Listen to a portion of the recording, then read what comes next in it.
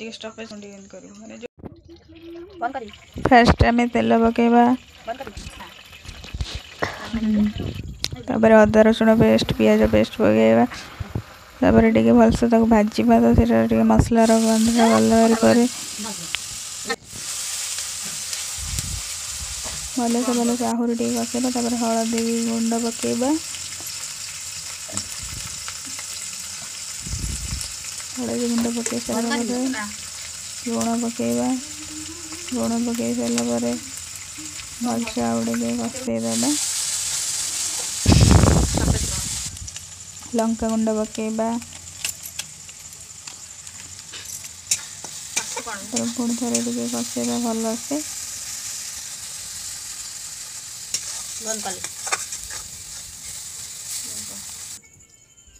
Meet मसला पकेबा बंद करी आउटे भलसे कसेबा मसलाटा जो भलसे कसे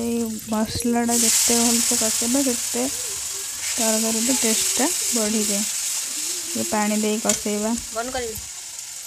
ना टिके देखिलु एटा केन होउची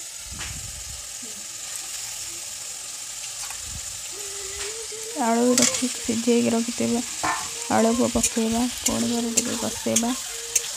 सेबा कसेबा जानी का छु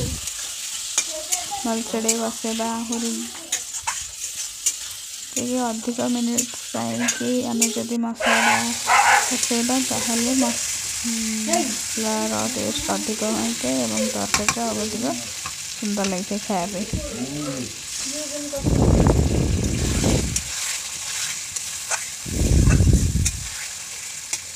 बंद करी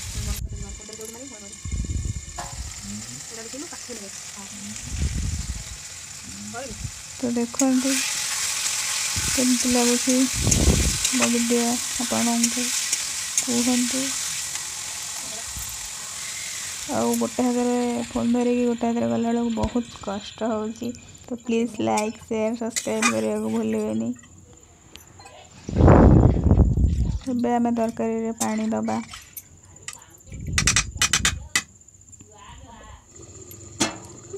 ତରକାରୀ ଗୁଡ଼ାକୁ ଟିକେ ଘୋଡ଼େଇକି ତାପରେ ପୁଣି ଫୁଟିକି ଛାଡ଼ିଦେବା ଫୁଟିବାକୁ। ଦେଖନ୍ତୁ ତରକାରୀଟା ଆମର ଫୁଟି ଆସିଲାଣି ପୁଣି ଥରେ ଘୋଡ଼େଇ ଦେବା କିଛି ମିନିଟ୍ ଗଲା ପରେ ପୁଣି ଟିକେ କାଢ଼ିକି ଦେଖିବା ତରକାରୀଟା ହେଇ ଆସିଛି ତ ଟିକେ ଗରମ ମସଲା ପକାଇଦେବା ଆଉ ଟିକେ ଫୁଟେଇକି ତରକାରୀ ଓହ୍ଲେଇଦେବା। ଏବେ ଦେଖନ୍ତୁ ତରକାରୀ ହେଇଗଲା। ଏବେ କୁହନ୍ତୁ ତରକାରୀଟା କେମିତି ଲାଗୁଛି ଆଳୁଦମ୍। ଯଦି ମୋ ଭିଡ଼ିଓ ଆପଣଙ୍କୁ ଭଲ ଲାଗିଥାଏ ତାହେଲେ ଲାଇକ୍ ସେୟାର ସବସ୍କ୍ରାଇବ୍ କରିବାକୁ ଭୁଲିବେନି।